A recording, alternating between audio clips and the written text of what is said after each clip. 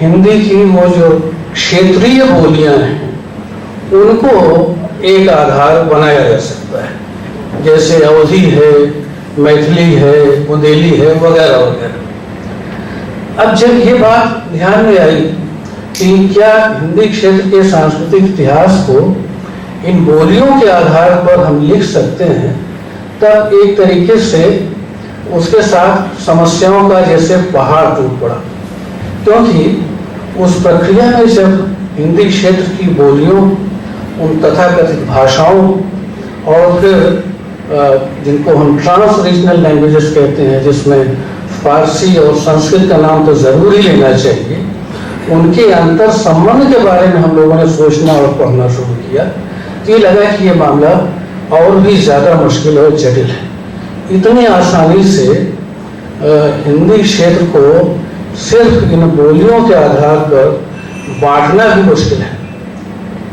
फिर एक आधार ये हो सकता था कि किस क्षेत्र में किस धार्मिक परंपरा या संप्रदाय का ज़्यादा प्रभाव रहा है, उसके आधार पर हम उसको देखें और उसको केंद्र में रख करके उस क्षेत्र का अध्ययन करें।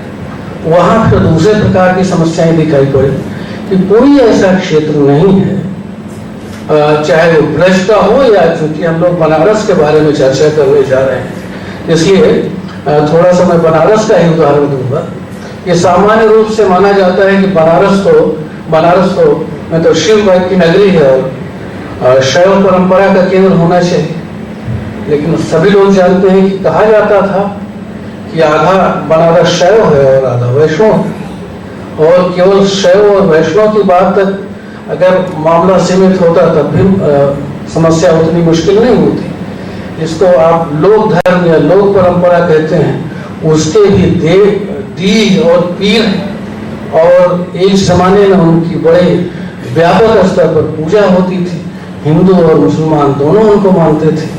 तो इस तरीके से देखने पर ये लगा कि ये जो इतिहास है, सांस्कृतिक इतिहास, वो चाहे आप बनारस को एक मेटाफर के रूप में लेकर के सोचें या मथुरा या वृंदावन को लेकर के सोचें या किसी और दूसरे क्षेत्र को लेकर के सोचें, वो उस तरीके से नहीं है जिस तरीके से कॉलोनियल हिस्ट्री के दौरान 19वीं सेंचुरी में हम लोगों ने पढ़ा, सीखा, समझा। उनकी पहचान या उनकी आइडेंटिटीज भी उस तरह से पूरी तरह से एक्सक्लूसिव, सेल्फ सफिशिएंट नहीं है, वो रिलेशनल है, वो एक स्पेक्ट्रम की तरह है जो बहुत धीरे धीरे बदलती है और वो कहीं खत्म नहीं होती है, बल्कि वो एक नए रूप को जन्म देती चली जाती है और उनकी सीमाएं खुली हुई हैं। कोई ऐसी सीमा निर्धारित करना मुश्किल है कि यहाँ पर एक क्षेत्र समाप्त होता है और दूसरा क्षेत्र प्रारंभ होता है। बहुत मुश्किल है। अगर आप बनारस को उदाहरण लें कि भोजपुरी मिर्जापुर में कहाँ खत्म होती है, या भोजपुरी जबलपुर जिसके पास का शहर है वहाँ कहाँ खत्म होती है और कहाँ से अवधि की शुरुआत होती है। तो एक लंबा ट्रांजिटरी जोन है जिसमें एक रीजन का जो वर्नाकुलर फॉर्म है वो धीरे धीरे फेड आउट करता है, लेकिन साथ ही साथ वो एक नए फॉर्म को, दूसरे रीजन के फॉर्म की शक्ल भी अख्तियार करता चला जाता है। ये समस्या थी कि उसको हम कैसे बांटें, कहाँ से कट, कैसे ये माना जाए कि यहाँ पर एक क्षेत्र खत्म होता है और दूसरा शुरू होता है। तो उस प्रोसेस में, उस प्रक्रिया में हम लोगों ने हिंदी भाषा और हिंदी बोलियों के इतिहास को खंगाला, उसके बारे में जो कुछ लिखा गया था उसको देखने की कोशिश की। संयुक्त उस विस्तार में मैं नहीं जा रहा हूँ क्योंकि वो वैसे भी समय कम है और एक परफॉर्मेंस भी होना है। उसको, उन सारी बातों को एक जगह केंद्रित कर मैं उसके मुख्य सूत्रों को आपके सामने रखना चाहता हूँ कि कैसे हिंदी क्षेत्र की बोलियों का जो स्वरूप है या हिंदी क्षेत्र में जिस प्रकार से एक बोली दूसरे बोली के रूप में रूपांतरित होती है, उसको अगर हम एक मेटाफर के रूप में लें तो हम विभिन्न कला रूपों और उनके अंतर संबंध को ज्यादा बेहतर ढंग से समझ सकते हैं और व्याख्यायित कर सकते हैं। यहाँ कलाओं या सांस्कृतिक परंपराओं का अपना अलग स्वतंत्र वजूद तो है, लेकिन जैसे मैंने कहा कि बोलियों के लिए वैसे ही वो रिलेशनल है, वो इंक्लूसिव नहीं है, वो उस तरह से एक्सक्लूसिव नहीं है, इंक्लूसिव। वो बहुत कुछ दूसरे से लेता है, ग्रहण करता है और उस प्रक्रिया में उसका एक स्वरूप बनता है। ऐसा नहीं होता कि जैसे दो पहलवान हो, पहले वो खाए पिए अपने को मजबूत बनाए और जब मजबूत बन जाए तब अखाड़े में आकर एक दूसरे से कुश्ती करने में चुनौती दें।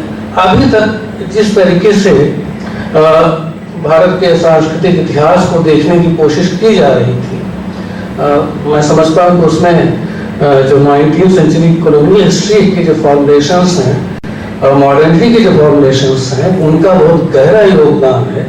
वो तमाम आइडेंटिटीज को, चाहे वो कल्चर की हो, चाहे कल्चर के फॉर्म्स की हो, चाहे लैंग्वेज की हो या रिलीजन की हो या रिलीजन के विभिन्न संप्रदायों की हो, उनको बहुत एक्सक्लूसिव मान करके चलता है।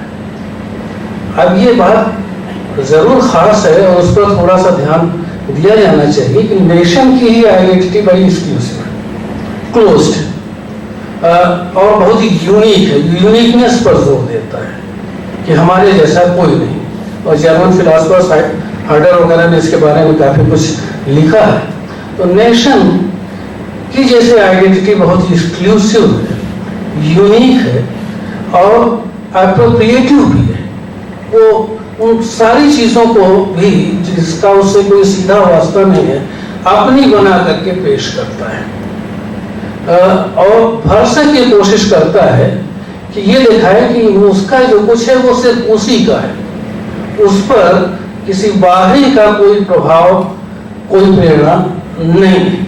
तो शायद लगता है कि 19वीं सेंचुरी में हमारे कॉलोनियल मास्टर्स अंग्रेजों के द्वारा जो आधुनिकता की सैद्धांतिकी स्ट्रीम हमारे यहाँ आई और जिस तरीके से पश्चिम में नेशन की बाउंड्रीज और टेरिटरी और को लैंग्वेज के आधार पर तय किया गया, उसी तरीके से उन्होंने भारत में भी पहले भाषाओं के परिवारों का वर्गीकरण किया कि ये द्रविड़ है, ये आर्य है, फिर उनकी कुछ भाषाएं चुनी, फिर उन भाषाओं के साथ कुछ उनके भाषा परिवारों के साथ उनके कुछ बच्चे भी चाहिए, तो उनके साथ कुछ बोलियां भी जोड़ दी। और वो सारा कुछ इतना आर्बिट्रेरी है जिससे भारत के कल्चरल डायनेमिक्स की या सोशल डायनेमिक्स की व्याख्या नहीं होती, बल्कि उसका डिस्टॉर्शन होता है।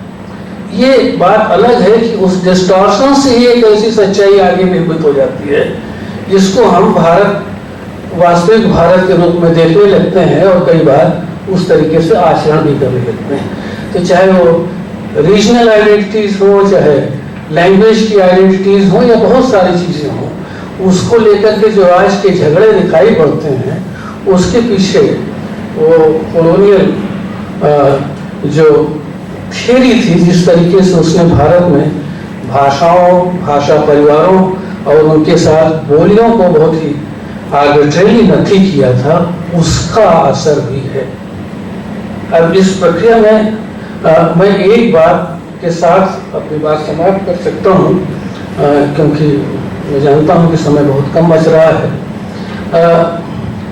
त्रिपाठी जी, वो संयोग से किशोरी दास वाजपेयी के शब्दानुशासन पर मेरा ध्यान गया। वह तो पहले भी रखा था, लेकिन मैंने सोचा है कि ऐसा प्रकांड पंडित जो संस्कृत की पुरानी परंपरा का भी उतना ही गहरा जानकार है, और जिसका माना जाता है कि आज तक हिंदी पर वैसा व्याकरण कोई दूसरा नहीं है, तो मैं उसको पलटने लगा और उसमें एक अंश मिला जिसको मैं आपके सामने पढ़ना चाहता हूँ। और मुझे लगता है कि इसके जरिए हम बहुत सारी चीज़ों को सुलझा सकते हैं। इसका संबंध यद्यपि भाषा से है, लेकिन इसको कल्चरल हिस्ट्री पर और भारत में उपनिवेशवाद से पहले सोशल कल्चरल डायनेमिक्स पर भी ज़्यादा बेहतर ढंग से लागू किया जा सकता है और उससे ज़्यादा सार्थक ढंग से हम उपनिवेशवाद से पहले के भारतीय सभ्यता के डायनेमिक्स को समझ सकते हैं। वाजपेयी जी ने लिखा है, ये भाषा के बारे में है कि काल ही की तरह देश भेद से भी भाषा बदलती है, बहुत धीरे धीरे। आप प्रयाग से पश्चिम चलें, पैदल यात्रा करें, 4-5 मील नित्य आगे बढ़ें, 4-5 मील शर्त है, तो चलते चलते आप पेशावर या काबुल तक पहुंच जाएंगे, पर यह न समझ पाएंगे कि हिंदी किस गांव में छूट गई, पंजाबी कहां से प्रारंभ हुई, पश्तो ने पंजाबी को कहां रोक दिया। ऐसा जान पड़ेगा कि प्रयाग से काबुल तक एक ही भाषा है। इसी तरह, और आगे सुनो, इसी तरह पूर्व की यात्रा पैदल करने पर हिंदी की विभिन्न बोलियों में तथा मैथिली, उड़िया, बांग्ला आदि में आप वैसा अंतर न लग पाएंगे। और आखिर जिस पर बहुत सारे लोगों को आपत्ति हो सकती है, यही क्यों दक्षिण की ओर चलें तो ठेठ मद्रास तक पहुंच जाएंगे, भाषा संबंधी कोई अड़चन सामने न आएगी। ये किशोरीदास वाजपेयी ने लिखा है। अब मुझे लगा कि भाई हिंदी का व्याकरण लिखने वाला है, हिंदी क्षेत्र का है, तो हिंदी शाउरिज्म का शिकार होगा, इसलिए उसकी बात पर तो संदेह करना ही चाहिए या उसको रिजेक्ट कर ही देना चाहिए।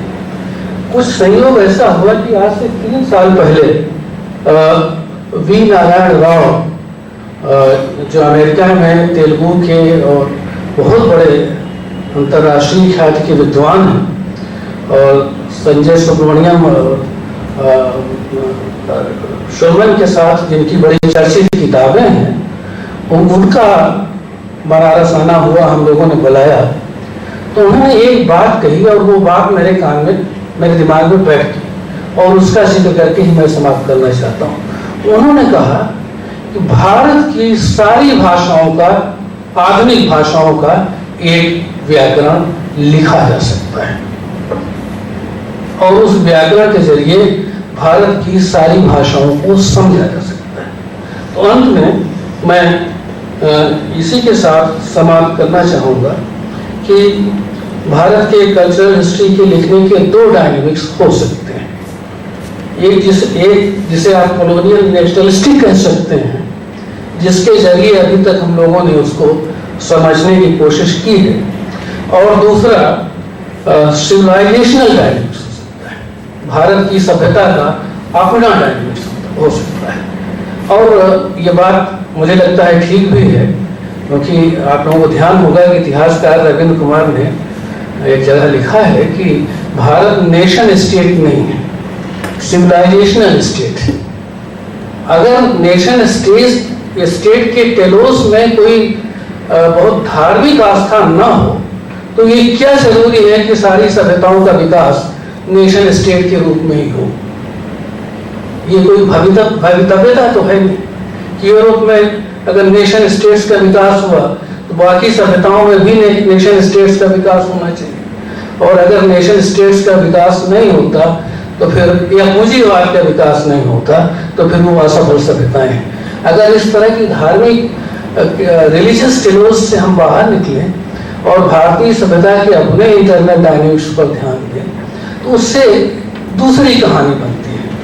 और वो कहानी कुछ इस तरह से है कि सिविलाइजेशनल डायनेमिक्स रिलेटिवली टॉलरेंट, वो खुला हुआ है, वो इंक्लूसिव है, वो बाहर के प्रभाव के प्रति उतना रेजिस्टेंस उसमें नहीं है। वो बाहर के प्रभाव को लेता है, अपनी शर्तों पर उसको छानता बीनता है और उसमें जो कुछ काम पर लगता है उसको ग्रहण करता है। जो नेशनलिस्ट डायनेमिक्स है वो ज़्यादा एक्सक्लूसिव है। अब आप सोचिए कि दूसरे देशों के बारे में तो हम भूल ही जाएं, अगर एक नेशन स्टेट एक बड़ी आइडेंटिटी है तो इन विभिन्न भाषाओं के आधार पर जो ये सब नेशनलिटीज हैं उनकी भी अपनी आइडेंटिटीज है, वो भी उसी तरह से एक्सक्लूसिव है, इंक्लूसिव नहीं है, क्लोज्ड है ना, या स्पेक्ट्रम की तरह नहीं है। तो उनमें भी एक खास तरह का एक खास तरह की क्लोजनेस या किसी प्रकार के संबंध या प्रभाव को अस्वीकार करने की प्रवृत्ति दिखाई पड़ती है।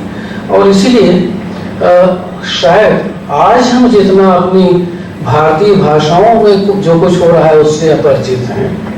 यहाँ तक कि हिंदी वाले ये नहीं जानते कि उर्दू में क्या हो रहा है, उर्दू वाले ये नहीं जानते कि हिंदी में क्या हो रहा है। इतने अपरिचित हम शायद भारतीय सभ्यता के इतिहास में दूसरी तथाकथित भाषाओं या बोलियों में क्या हो रहा था उससे पहले कभी नहीं थे। ये कैसे हुआ कि दक्षिण के भक्ति आंदोलन की बात कबीर तक पहुंच गई। कबीर तो संस्कृत भी नहीं जानते थे उस तरीके से, तो उसकी व्याख्या वो लैंग्वेज के उस स्पेक्ट्रम की तरह भाषा का जो विन्यास रहा है, जहाँ पर उस तरीके से आप बाउंड्रीज नहीं खींच सकते। एक भाषा बदलती जाती है और एक भाषा का विचार धीरे धीरे दूसरे भाषा में पहुँचता जाता है। उसके लिए जैसे मनुष्य के शरीर में खून बहता है, वैसे ही एक क्षेत्र के भाषा के का विचार समूचे भारत में फैलता जाता है। जैसे सारे भाषाओं की धमनियाँ परस्पर जुड़ी हुई हों और उसमें तमाम क्षेत्रों में जो कुछ हो रहा है, जो भी विचार या रचनाएं हो रही हैं, उसका संक्रमण हो रहा है, वो पहुंच रही है बिना किसी ट्रांसलेटर के। आज हुआ ये है कि इन एक्सक्लूसिव आइडेंटिटीज के बनने के बाद, चाहे वो भाषा की हो, चाहे वो रीजन की हो, चाहे वो रिलीजन की हो, चाहे तमाम लिटरेरी या कल्चरल ट्रेडिशंस की हो, हम एक दूसरे के परंपराओं से बहुत अलग चले गए हैं। अब भारतीय परंपरा में साहित्य की परिकल्पना, या खासतौर से हिंदी में आप साहित्य की परिकल्पना संगीत को छोड़ करके कैसे कर सकते हैं, या नृत्य को छोड़ करके भी कैसे कर सकते हैं।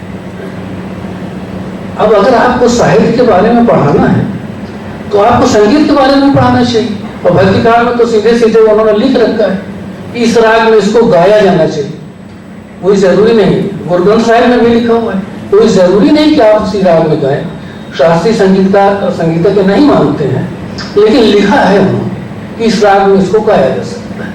तो कलाओं का, साहित्य का जो ये परस्पर संबंध है, रिलेशनल संबंध है, उसको हमने भुला दिया। उस पूरी प्रक्रिया में जो नुकसान हुआ है वो बहुत गहरा है और उसकी रिकवरी करना बहुत मुश्किल है। हम लोगों ने सोचा अंततः कि इन इंसाइट्स को, अगर ये कुछ ठीक है, यद्यपि बहुत टेंटेटिव चीज़ें हैं, इनके बारे में बहुत आश्वस्त होकर के हम कुछ नहीं कह सकते और आप विचारों से और समृद्ध होंगे, लेकिन लगा कि अगर ये बातें कुछ काम की हैं, इनसे भारतीय सभ्यता के डायनेमिक्स को, कल्चरल डायनेमिक्स को, सोशल डायनेमिक्स को समझने में मदद मिलती है, तो इसको कहीं ना कहीं टेस्ट करना चाहिए।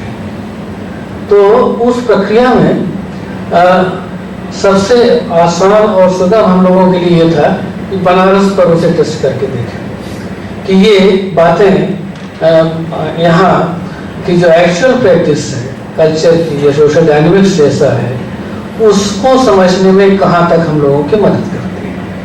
तो ये सिर्फ अभी शुरुआत है और हम जानते हैं कि ये काम बहुत मुश्किल है। कुछ लोगों के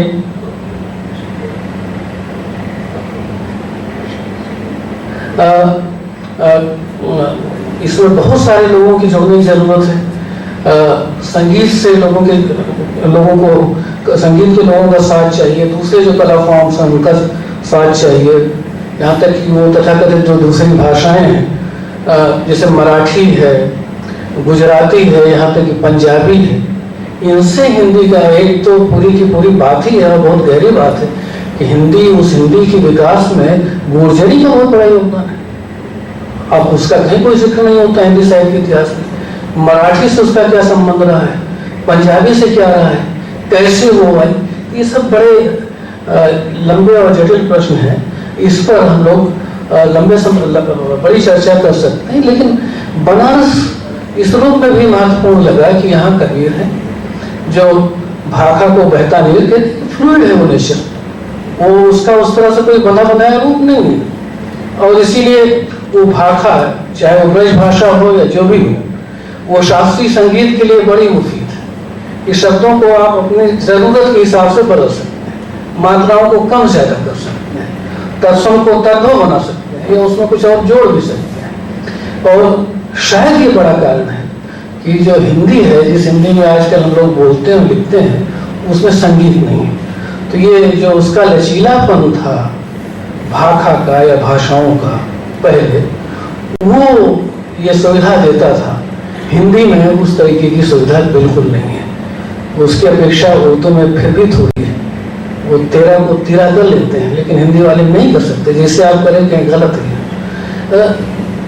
लेकिन मैं बनारस पर लौट करके अपनी बात समाप्त करूं कि कबीर हैं, और कबीर की भाषा के बारे में भी आप जानते हैं कि वो तो करीब 150 साल बाद या 140 साल बाद उसको लिखा गया, लेकिन उसके कई रूप हैं। और जिसमें अवधी से लेकर के पंजाबी और पछाही तक के रूप मिलते हैं, जहां जहां उनका संकलन हुआ उसका असर। और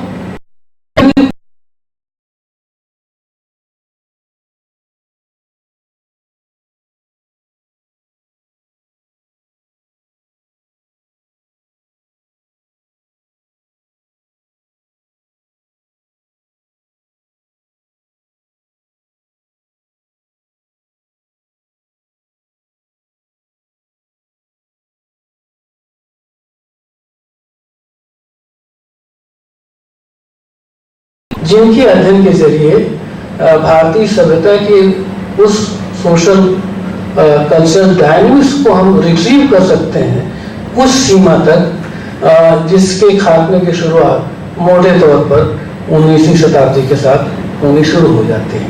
धन्यवाद।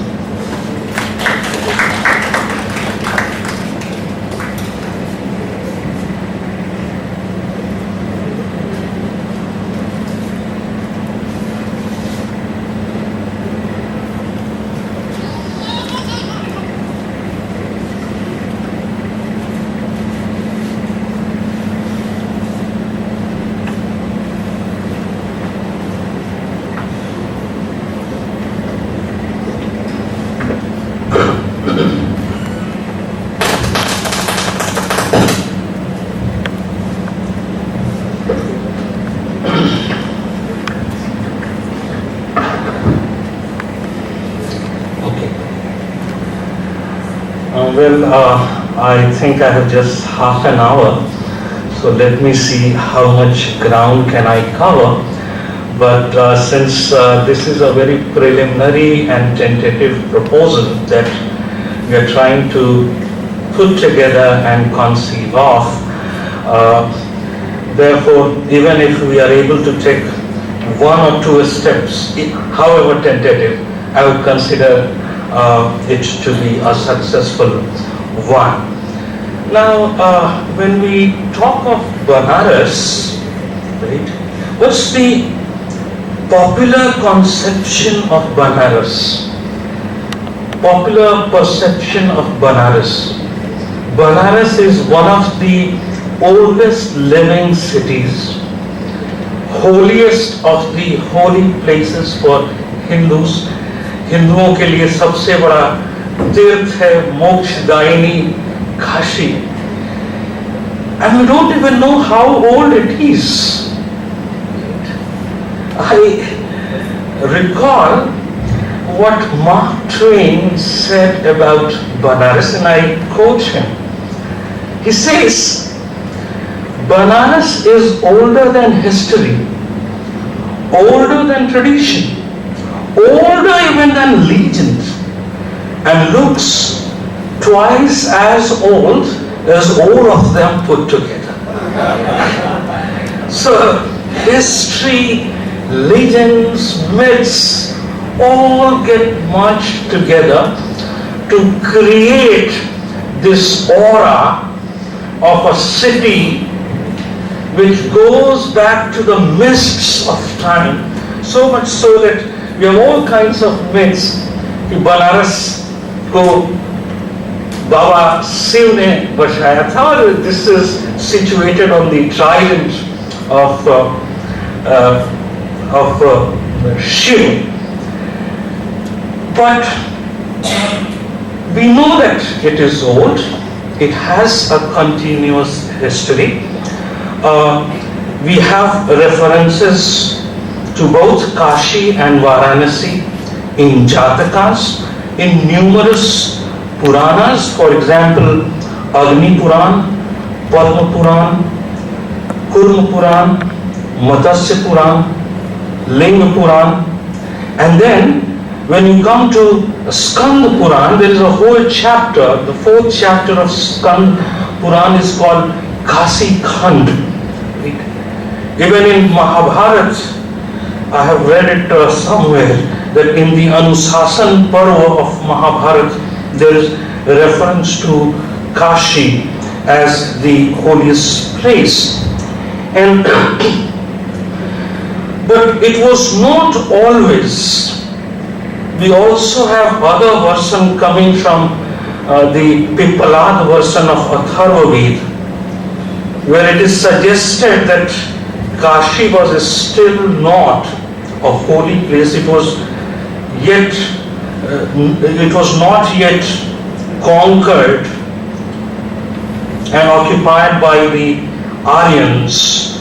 The Hastinapur and the area around Kurukshetra, and even the Madhya Desh ended up to Prayag. Beyond that, it was almost an enemy territory, and there is a reference, which again I have read in translation, which occurs in this Pipalad version of Atharva Ved, where the Aryans sent malaria, they were probably aware of malaria fever, to Kashi, which happened to be an enemy territory. Please. So,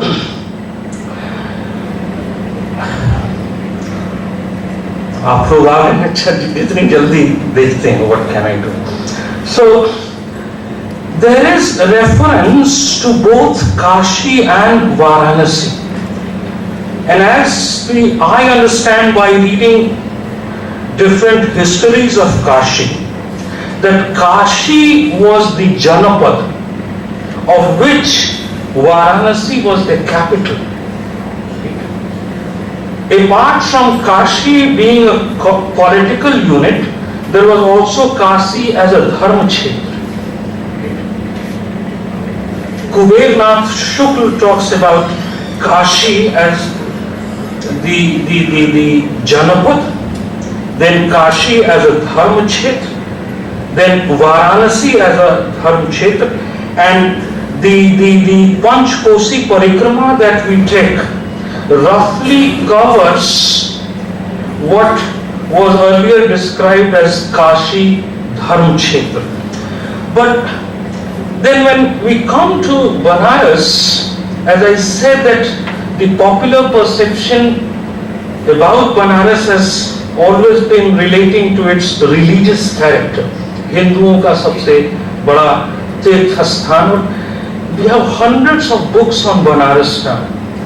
And in all the books that I have read, and I have tried to read as much as I could, I found it's only the religious character of Banaras which is being prominently projected.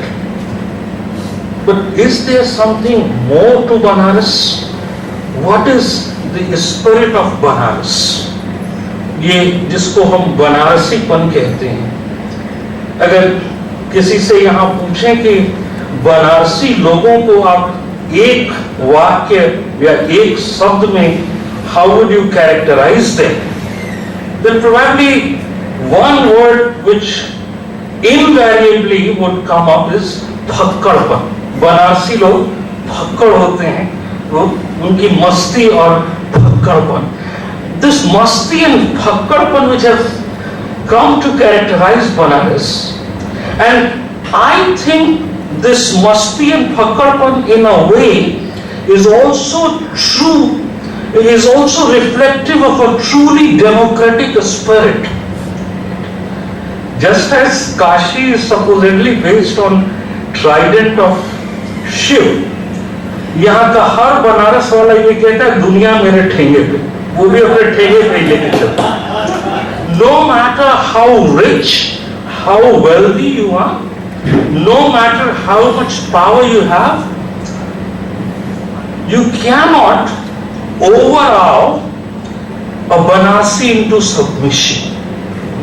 वो आपके इन सारी चीजों से कुछ उसमें फर्क नहीं पड़ता. I'll give you another example. If you take a rickshaw to some place in Banaras, तो रास्ते में आपको की इच्छा हुई कि चलो जरा पान खाते हैं, पान तो मैं खा ही रहा हूँ, ये हमारा ऑर्गेनिक फूड है उदयन साहब. So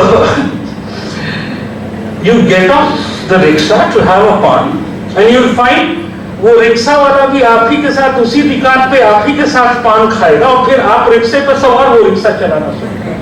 This is what true democratic spirit of Banaras is. Nothing is taken for granted here, nothing is taken at its face value, and everything is subjected to intense questioning and scrutiny.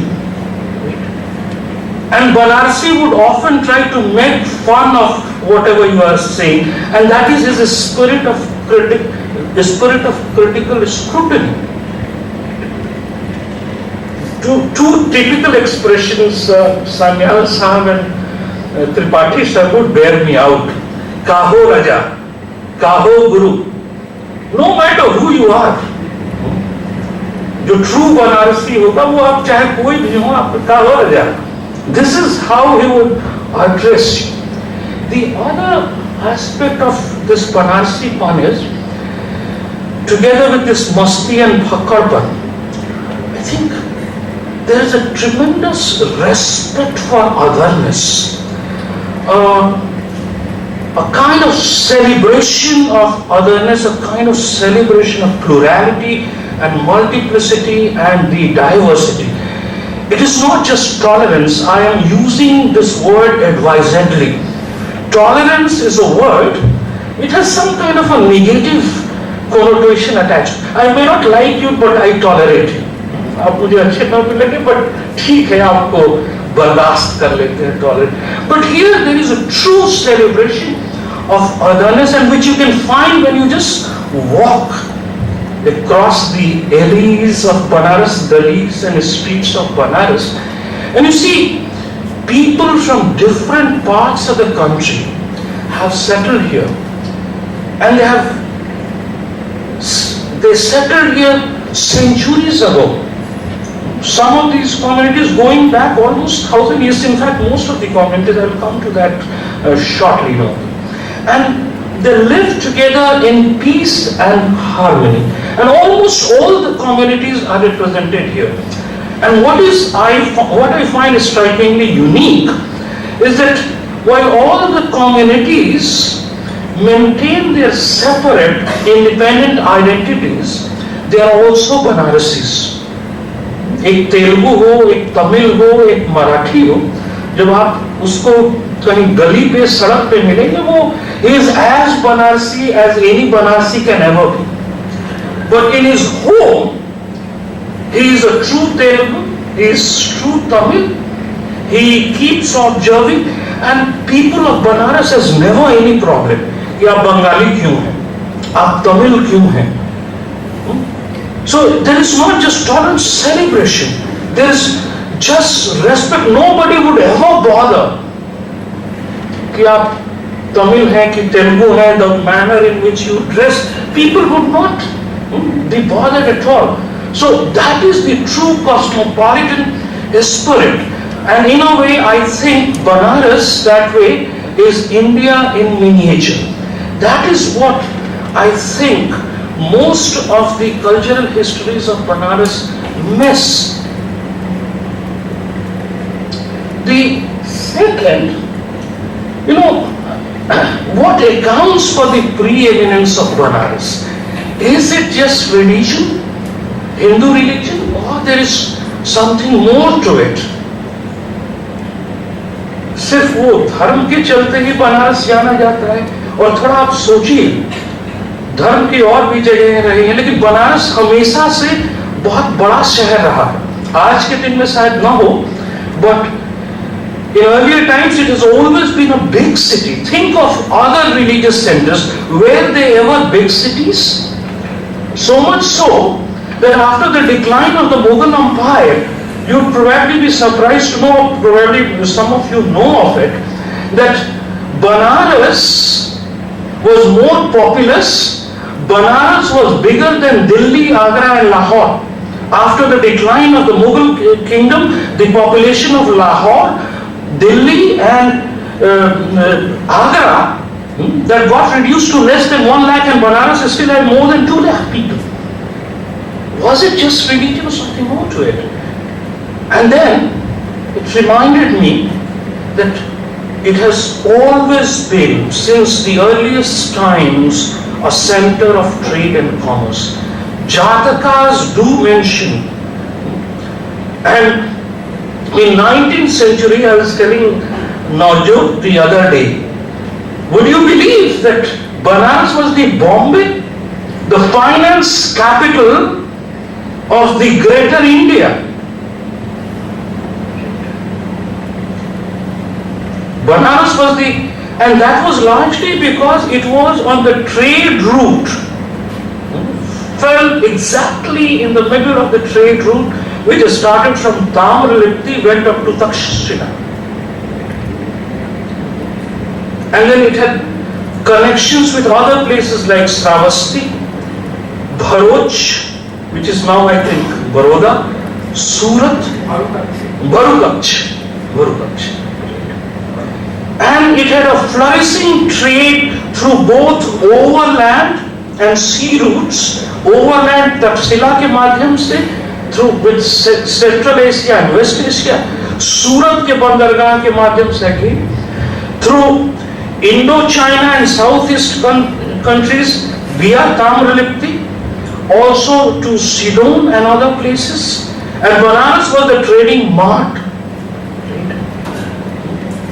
And then in 18th and 19th century, it in a way connected the Bengal trade with the Maratha trade across the Vindhyas. So therefore, and that's why you always have reference starting from Jatakas, export of textiles, woodwork, stonework, jewelry, and most of these traditions still continue. I think the continuity of Banaras is not just because of the continuity of a religious tradition. अब handicrafts को देखिए, जातक में भी बार बार जिक्र आता है, यहाँ तक जिक्र आता है कि बुद्ध, महात्मा बुद्ध की बॉडी को it was wrapped in a fine muslin produced at Banaras, which even wire could not penetrate. वो वीविंग की ट्रेडिशन अभी तक चली आ रही है, uninterrupted. Does it not always, has it not also contributed to the continuity of Banaras?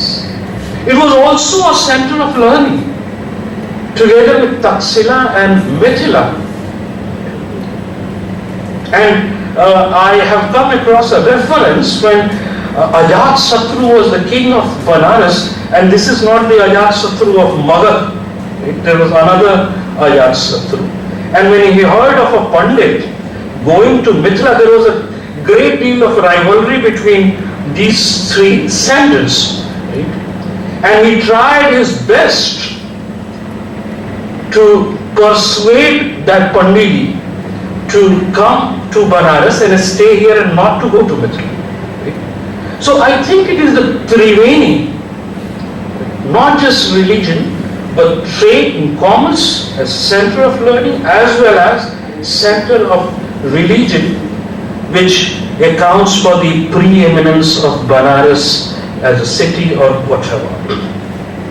The third thing, when we talk of Banaras, as I said, only the Hindu aspect is highlighted. We do not talk about the role of the Muslims who have been here for at least now close to 1,000 years. 1034 AD, it was Nial-Tagin who invaded Banaras. And again we find another instance of Afzal Alvi coming here, and there is Alaipura named after him. Right? But after 1194, Qutbuddin Aibak attacked Banaras and destroyed all the temples. So Banaras also has a kind of a violent history. It has been destroyed not less than 6 times. All the temples have been destroyed at least 6 times. All the important temples, starting with Qutbuddin Aibak, Alauddin Khalji, Firuz Tughlaq, Sikandar Lodhi, lastly Aurangzeb, who destroyed the Vishwanath temple in 1669. But despite that, you see, Banaras, 1/3 of the population of Banaras is Muslim population. Now what role they have played in the social and cultural life of Banaras, we hardly know. Their contribution to the making of Banaras has not been paid adequate attention, I would say. I won't say that it has been paid no attention, but I think adequate attention has not been paid to it. That we need to look at. The other thing that we want to do while looking at Banaras is to look at the role of the ordinary people. What role ordinary and common people have played in the making of the social and cultural life of Banaras. The contribution of what you might now in today's parlance call the non-elite groups or the subaltern groups and communities to the making of Banaras. And for this, as I said, that we are still in the stage of making this proposal, but what we intend to do is to look at the everyday activities and how cultural values are shaped or formed and sometimes even contested and negotiated and manifested through everyday cultural activities. It is the ordinary activities of ordinary people which make Banaras so extraordinary. So the collective activities in public spaces which constitute shared cultural or community experiences, that is what needs to be looked at or looked into. And therefore we need to go to places and events where there is large scale participation of ordinary people.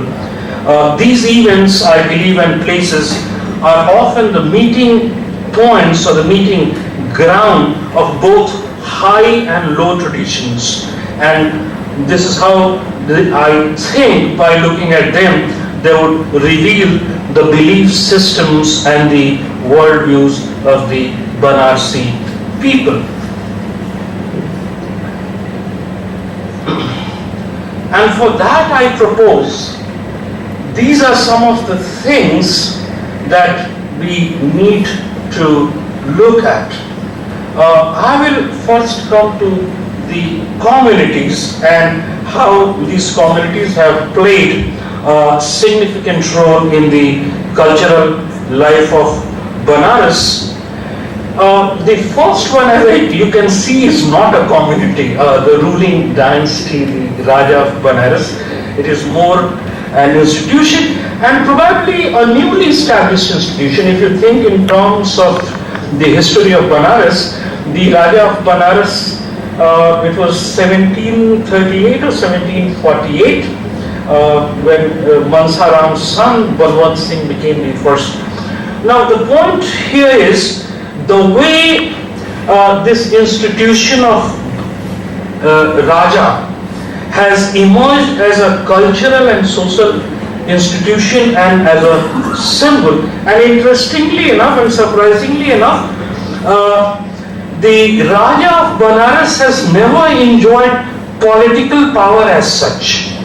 But the kind of social and cultural power that Raja of Banaras has wielded, and now that institution is over, लेकिन अभी भी उनके जो कुंवर साहब हैं, we almost accord the same kind of respect to him. So the kind of power that they have been wielding is amazing, and the prestige and the honor that is accorded to them by people, the kind of respect which people give to them is again amazing. जब भी बनारस के राजा यहाँ आते हैं तो लोग spontaneously उनका स्वागत करते हैं, हर हर Mahadev, right, as a kind of a, and the way he has patronized, he has been a great patron of arts and literature and culture and music, and some of the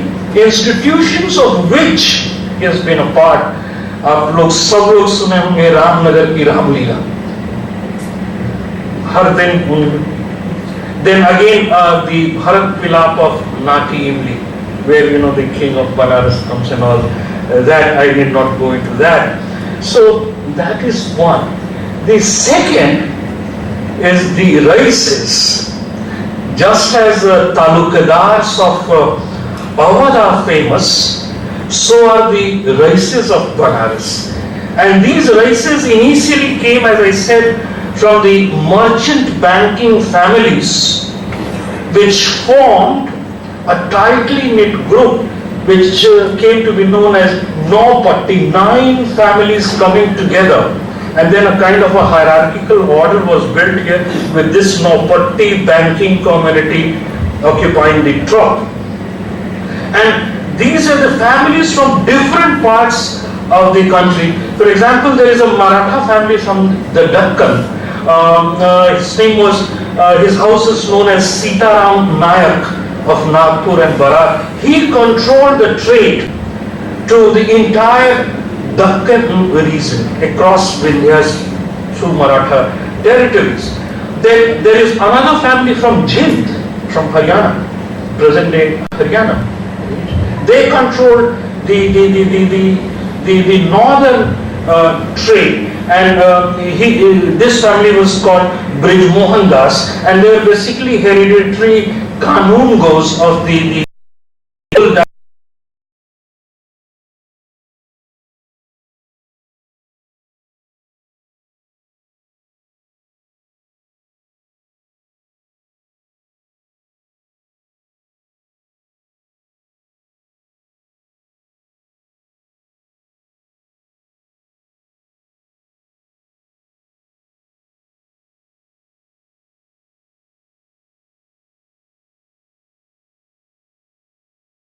modern GT road. He was the person who. So these were the families which are part of. And somebody did talk about Bhartendu Harishchandra. Bhartendu Harishchandra was part of one of these families. So the Raja, these races, and the third important this thing is the Gosais, the ascetic mendicant soldier traders. They were basically Ramanandis, and they were, you will be surprised to know, one of the largest owners of the commercial property in Banaras. And in those days, when the trading caravans would go from one place to the other, you needed people to protect them, and these were the Gosais. And they had all India network through their sects and their mathas and all. So these were the people, and Mirzapur was the place where there would be a kind of exchange.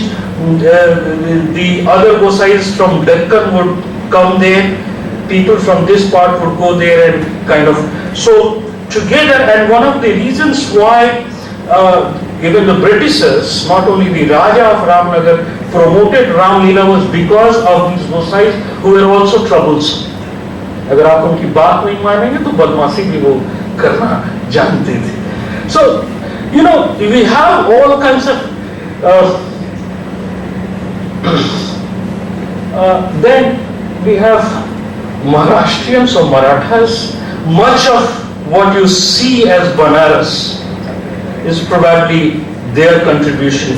When you take a ride along the Ganges, much of what you see is the contribution of these Marathas, most of the ghats, most of the temples. And at the end of 18th century, there were about 30,000 Maharashtrians living here.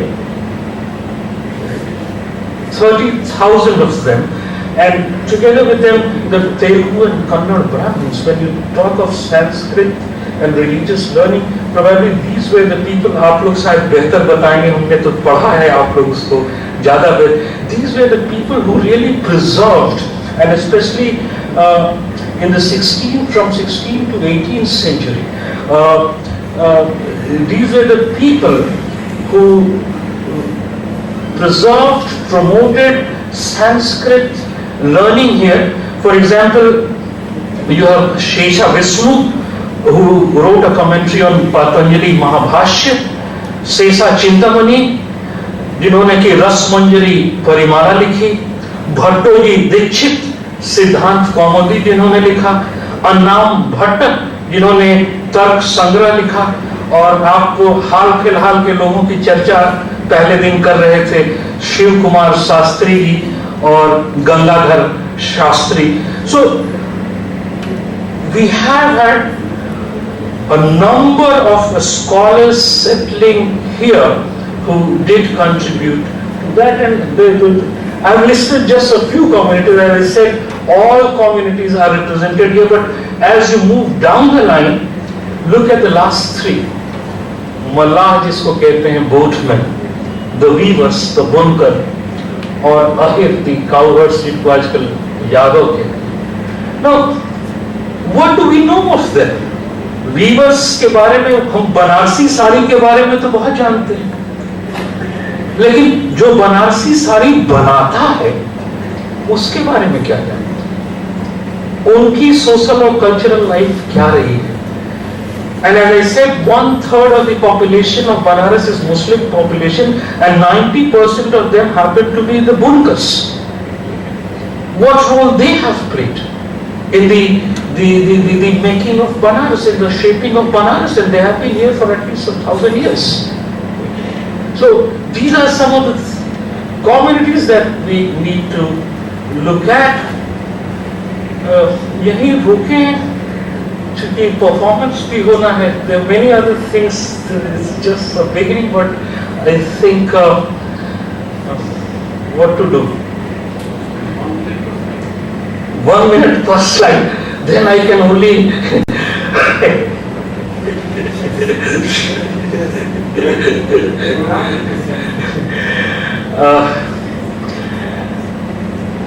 riverfront. जैसे शाम अवध बहुत famous है, वैसे ही सुबह Banaras. How can you describe the beauty? It is so ethereal, you can simply experience it. I don't have words to explain the beauty. But the point here which I want to make about the riverfront is, right now there are 84 ghats, and some new ghats have also been added. But when you refer to Puranas, they mention 99 जल तीर्थ, 99 जल तीर्थों की चर्चा करते हैं. each of them had a ghat, and on the ghat there was a temple. But most of these ghats have been reconfigured, renamed, and we have lost awareness of those Jal Tirthas. But what's really interesting, when you take a boat ride, all ghats look same to you. But what I'm suggesting is that there are people and communities living along these ghats, in the lanes and bylines which just back up these ghats. And I suggest, if you have time, you can just walk along, just आप वहाँ आराम से बैठिए और देखिए वहाँ की activities देखिए. No two ghats are the same. Each ghat has its own characteristic. Each ghat, I would say, has its own personality. It has its own community associations. On every ghat, different set of activities take place. So that is what needs to be looked at. Then the other thing is this place called Pakka Mahal. Banaras is divided into Pakka Mahal and Kacha Mahal. And this Pakka Mahal and Kacha Mahal is the later development of the city, because earlier the city was based along the two sides of Varna up to Rajghat. But it was only with the Muslim invasion, when they destroyed Rajghat, that people started moving to the south, and this is how the city got established. And this Pakka Mahal forms the core or the heart of the city. This is the older portion of the city, in which houses are all masonry built, Pakka के बने. That is why, and all the alleys, जो गली हैं, वो पत्थरों से पटी हुई हैं. That is why it's called Pakka Mahal. And it's, when you speak to the residents of Pakka Mahal, they pride themselves on being खाटी Banarasi. Others they would not accept as true Banarasi. तो पक्का महल के बाहर रहने वाले वो बनारसी वो accept, at least they would. But this is probably the center, the core area where both sacred as well as secular activities in the city take place. If you have most important ghats and temples and mosques and centers of learnings here, then you also have the famous shopping district. Even Anaj ki Mandi, jisko Visesarganj, which is located around the original site of where the originally Vishwanath temple was located. That is the Anaj Mandi, the grain Mandi. So all these things and places are located here. And this Pakka Mahal is divided into muhallas, but just as Rajkumar ji was saying, you don't know where one muhalla ends and the other begins. So I would say that these muhallas are just like, perceptual units. Each one of these muhallas inhabited by a particular linguistic or regional community. So there are muhallas of Bengalis, there are muhallas of Gujaratis, Nepalis, Mithila ke log, Marathis, Tamilians, Telugus, etc. And not only that, there is also the muhallas of courtesans, Dal Mandi, which is located there. So, and each of these muhallas has its own character, which again needs to be looked at. और साथ ही साथ बनारस की गलियों के बारे में तो सबने सुना है, the amazing maze of gullies. But each of these gullies, once again, कोई कचौड़ी गली है, कोई खोआ की गली है, कोई ठठेरी बाजार की गली, each has its own.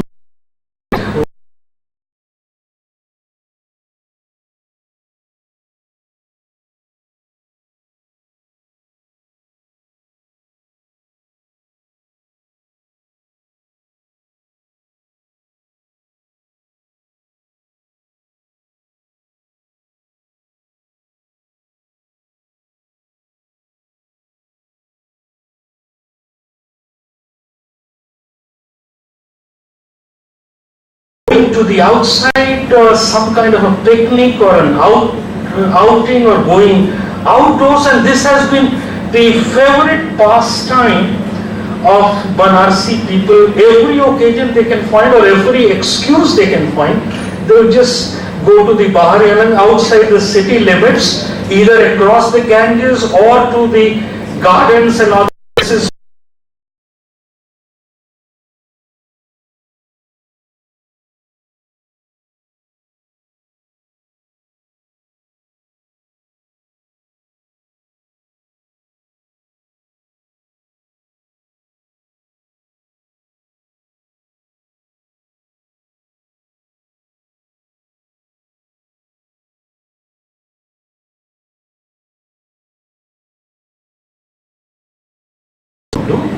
कहीं भी जाएगा तो वो मैदान जाना और नहाना, और उसका एक पूरा विधान है, ऐसे नहीं कैसे बस आप नहा लिए। और साफा लगाना, बनारस का बड़ा से बड़ा रईस अपने कपड़े अपने ही धोएगा, वहीं पे फिर सुखाएगा और फिर उसी को पहन लेगा, दैट इज साफा लगाना। और फिर भांग बूटी छानना, और वो भांग बूटी छानने का पूरा एक उसका भी शास्त्र है, उस पर भी शायद नाट्य शास्त्र जैसा ही शास्त्र लिखना पड़ेगा। डोंट लाफ प्लीज, अगर आप किसी बनारसी से ही विल टेक ऑफेंस अगर आप कहेंगे कि ऐसे ही जैसे सर सवेरे कह रहे थे ना कि एक पान ऐसे खिला दिया, और एक पान खाने का वो तरीका है, तो भांग खाने का भी तरीका है वो। फिर बनारस के अखाड़े बहुत क्या क्या कहें, फिर बनारस की अड़ी वो यहाँ की चाय की दुकानें, पान का, जैसे मौजूद कह रहे थे कि पप्पू की पान की दुकान पे गए। Now each of these places they are just like addas of Calcutta or coffee houses of London. Remember, ठीक है, वो ये यहाँ के लिए, and you see these are the spaces and centers of social gathering activities। और ये भी है कि throughout the day, morning में a different set of people would visit that particular अड्डा, दोपहर में शायद दूसरे लोग जाएंगे, शाम को a different group will go। So these are very famous, I wish I had time to expound on that, but I just to give you an idea। फिर बनारस के फेयर्स एंड फेस्टिवल्स, इसमें सिर्फ 2-3 की बात करके हम बंद करेंगे। There are many more things to talk about, and as I said that we need to go to the public spaces and arenas where collective activities are performed by a large number of people, where various sections of people come together and a sense of community is formed, and there was a time when there is no separation between the elite and the non-elite groups, where elite sections of people also join in the festivities and celebrations, but there has been, as it has happened elsewhere, there has been a gradual withdrawal over time of the elite into a kind of a minority culture which has worked to distinguish itself. So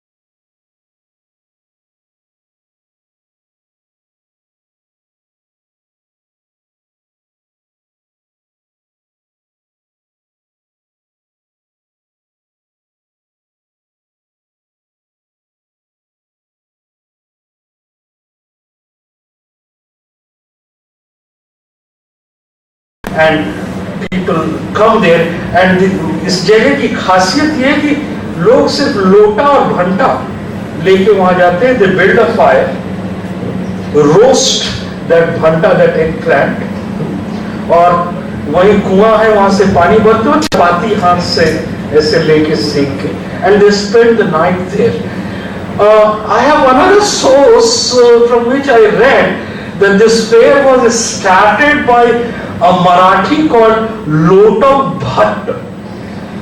बाद में ये लोटा भंटा हो गया, लेकिन उसमें लोटा भंटा का इस्तेमाल होता है, but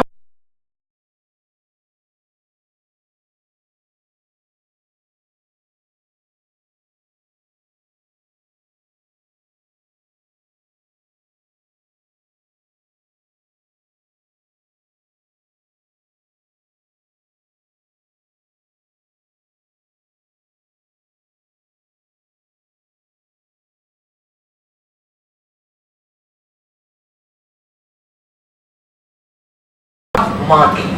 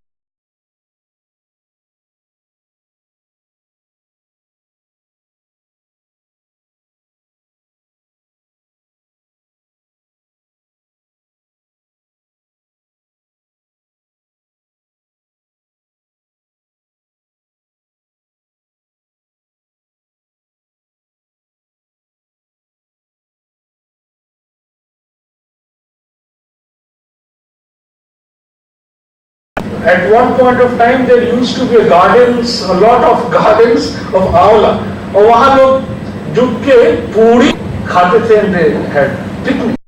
Another one I have seen and I have not found mention of it is लाठी का मेला.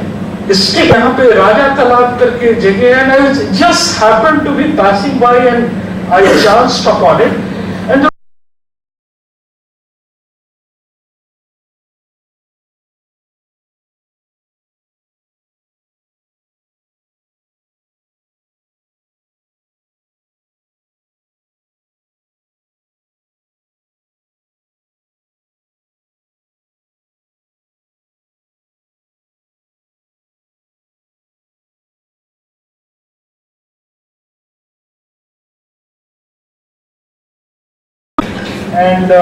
we'll come to music. Rather than talking about music, it is better that they perform music and we listen to it. I stop here, as I said, even if I take you